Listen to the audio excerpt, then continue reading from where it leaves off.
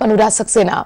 बात सबसे पहले उत्तराखंड कैबिनेट की करते हैं। दरअसल आज धामी कैबिनेट की बैठक हो रही है और सीएम धामी की अध्यक्षता में होने वाली इस बैठक में कई अहम प्रस्तावों पर मोहर लग सकती है। बैठक के तुरंत बाद सचिवालय मीडिया सेंटर में ब्रीफिंग भी होगी। ज्यादा जानकारी के लिए बात करेंगे एसोसिएट एडिटर ज्योत्सना से।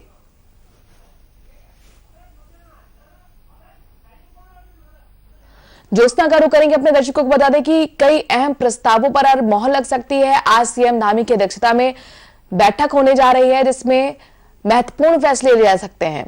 सचिवालय मीडिया के सेंटर में कैबिनेट की बैठक के बाद ब्रीफिंग भी होगी जिसमें ये जानकारी निकल कर आएगी कि आखिरकार कौन कौन से बड़े फैसले लिए गए हैं। हालांकि कौन से वो प्रस्ताव हैं जिनको लेकर चर्चा लगातार बनी हुई है कि माना जा सकता है कि आज इनको लेकर मोहर लग सकती है। इस पर जानकारी हम हासिल करेंगे। हमारी एसोसिएट एडिटर ज्योत्सना हमारे साथ कुछ ही देर में जुड़ेंगी, लेकिन उससे पहले बड़ी खबर, महत्वपूर्ण खबर आज की उत्तराखंड की यही है। कैबिनेट की बैठक होने जा रही है। सीएम धामी की अध्यक्षता में होने वाली इस बैठक में कई अहम प्रस्तावों पर मोहर लगेगी, कई बड़े फैसले लिए जा सकते हैं। और जैसा कि लगातार यूनिफॉर्म सिविल कोड को लेकर चर्चा हो रही है, एक कमेटी बनाने की बात भी सरकार कर चुकी है, तो ऐसे में आगे अगला कदम क्या उठाया जाए इसको लेकर भी माना जा रहा है कि चर्चा हो सकती है। चार धाम आपने देखा यात्रा जिस तरीके से हो रही है और जिससे अव्यवस्था को लेकर सवाल उठाए जा रहे हैं, स्वास्थ्य के मोर्चे पर सवाल उठाए जा रहे हैं विपक्ष की तरफ से। आखिरकार बड़ी संख्या में आने वाले श्रद्धालुओं के लिए किस तरीके से बेहतर व्यवस्था की जा सकती है, इसको लेकर भी चर्चा होगी, क्योंकि लगातार सरकार अपना कंसर्न दिखा रही है। बीच बीच में बड़े कदम भी उठाए जा रहे हैं। जिस तरह से श्रद्धालु की संख्या भी हर आने वालों की जो पहले तय की गई थी उसमें 1,000 एड ऑन कर दी गई है।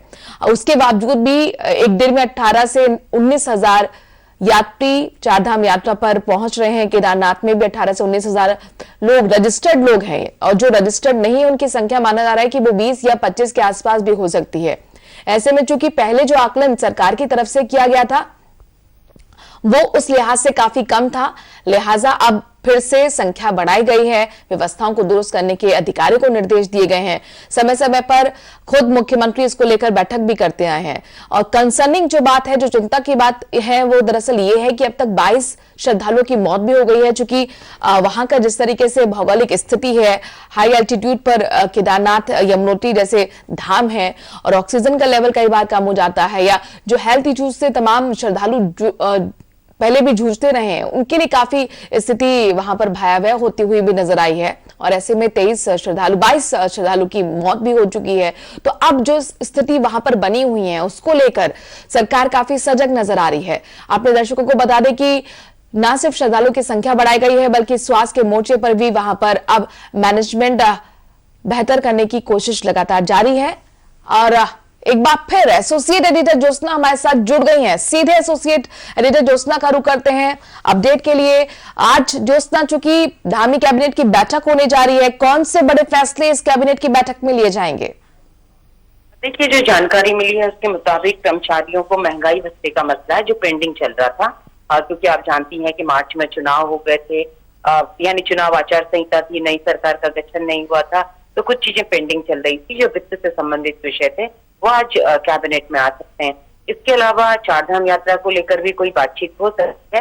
हालांकि मुख्यमंत्री ने 2 वरिष्ठ cabinet minister doctor Dhan Singh Rawat और सुबोध उनियाल को केदारनाथ और बद्रीनाथ की जिम्मेदारी दे दी है, क्योंकि जिस तरीके से ये खबरें लगातार आ रही थी कि वहां पर जो एक मानक है और जो वहां पर आवश्यक उपलब्ध सुविधाएं हैं उससे ज्यादा वहां पर लोग आ रहे हैं, और जिसके कारण कहीं ना कहीं एक अव्यवस्था उत्पन्न हो रही है। तो सारी चीजों को ट्रैक पर लाने के लिए 2 मंत्रियों को डिप्यूट कर दिया गया है। आज मंत्रिमंडल में औपचारिक तौर पर इसके बारे में चर्चा हो सकती है कि किस तरीके से आगे चीजों को बढ़ाया जाए, क्या और इंतजाम किए जाए। साथ ही कुछ नीतिगत विषय भी आ सकते हैं। बहुत बड़ी घोषणा तो मुख्यमंत्री संभवतः अभी करेंगे नहीं, क्योंकि वो खुद इस समय कैंडिडेट हैं चंपावत उपचुनाव में। तो बहुत बड़ी घोषणा है तो आज कैबिनेट की बात नहीं होंगी या बड़े डिसीजन लिए जाएंगे, लेकिन जो नीतिगत विषय होंगे और जो पूरे प्रदेश से जिनका सरोकार होगा, तात्कालिक विषय होंगे, वो आज कैबिनेट में आ सकते हैं। और धामी सरकार की औपचारिक तौर पर ये दूसरी बड़ी कैबिनेट है। इस दूसरी बड़ी कैबिनेट में ज्योत्सना, चूंकि यूनिफॉर्म सिविल कोड को लेकर खुद मुख्यमंत्री ने बड़ा बयान दिया था, कमेटी की भी बात कही थी, इसको लेकर भी क्या चर्चा संभव है? देखिए, कमेटी की गठन की बात मुख्यमंत्री ने कह दी है। अगर उनको कुछ नामों की लिस्ट मिल गई हो या उन्होंने सर्च कर लिए हो, तो हो सकता है कि कमेटी के कौन मेंबर होंगे उनके बारे में चर्चा हो सकती है। लेकिन फिलहाल जो गृह मंत्रालय के सोर्सेज हैं, गृह विभाग के, उन्होंने इस बात की पुष्टि अभी आधिकारिक तौर पर नहीं की है। लेकिन जैसे ही सर्च कंप्लीट हो जाएगा कि कमेटी में कहां से कौन लोग मेंबर होंगे, तो कैबिनेट में उनका अप्रूवल मिल जाएगा और कमेटी अपना काम शुरू कर देगी। ये बात आपने बिल्कुल सही कही है कि ये बहुत बड़ा मसला रहा है। इलेक्शन से 2 दिन पहले मुख्यमंत्री ने ऐलान किया था कि उत्तराखंड में समान नागरिक आचार संहिता लागू होगी, सभी के लिए जो कानून होगा सबके लिए इक्वल होगा।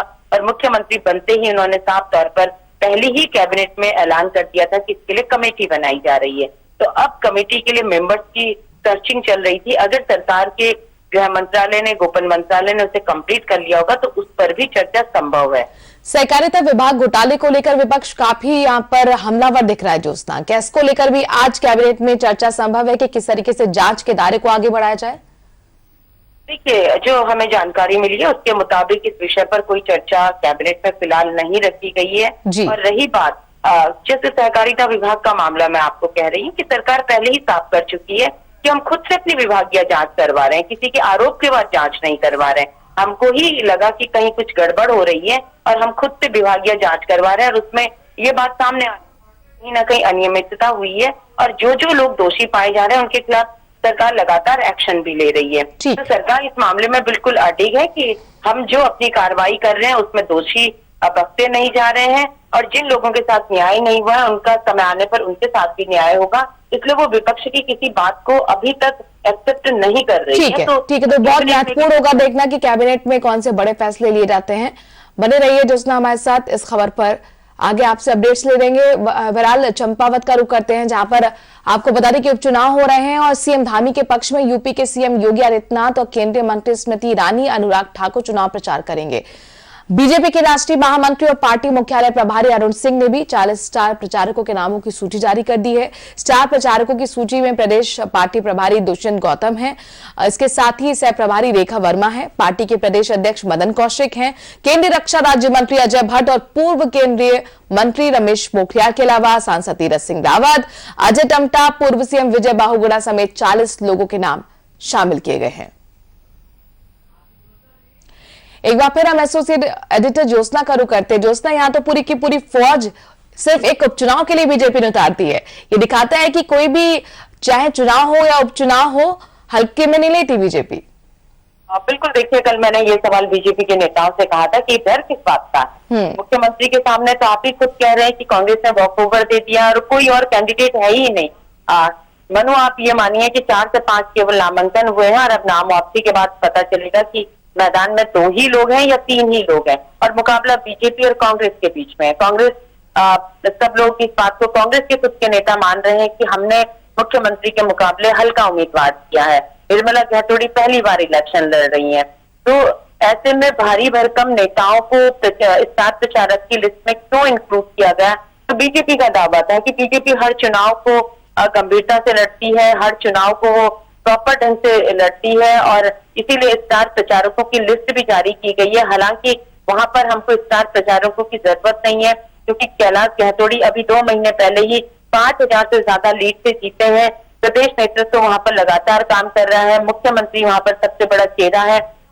लेकिन जैसे योगी आदित्यनाथ की बात हो रही है, योगी आदित्यनाथ का जिक्र खुद मुख्यमंत्री ने अपनी जनसभा में भी किया नामांकन के बाद, कि योगी जी ने उनसे वायदा किया है कि वो चंपावत जरूर आएंगे, क्योंकि चंपावत में गो रक्षा पीठ का एक धाम है, जहां पर कि नाथ संप्रदाय को मानने वाले, गोरखनाथ को मानने वाले वहां पर खास तौर पर जाते हैं। और ये माना जाता है कि जब गोरखनाथ नेपाल से भारत आए थे तो सबसे पहले गोरक्षा, जो गोरखनाथ पीठ है, वहां पर ही वो सबसे पहले आए थे, उसके बाद वो गोरखपुर की तरफ मूव किए थे। तो उन्होंने भी खुद जिक्र किया, यानी कि जो योगी की लोकप्रियता है वो उत्तर प्रदेश में ही नहीं है, उत्तराखंड में भी है, और उत्तराखंड में तो बहुत ज्यादा है, क्योंकि योगी तो मूल निवासी यहाँ के हैं, यहाँ उनकी जन्मभूमि रही है। और उससे बड़ी बात कि वो गोरखनाथ पीठ से जुड़े हुए हैं, तो गोरखनाथ पीठ का भी उत्तराखंड से सीधा सीधा एक किस्म से जुड़ाव है, लगाव है, तो उन्होंने भी योगी के नाम को कैश कराने की कोशिश की है।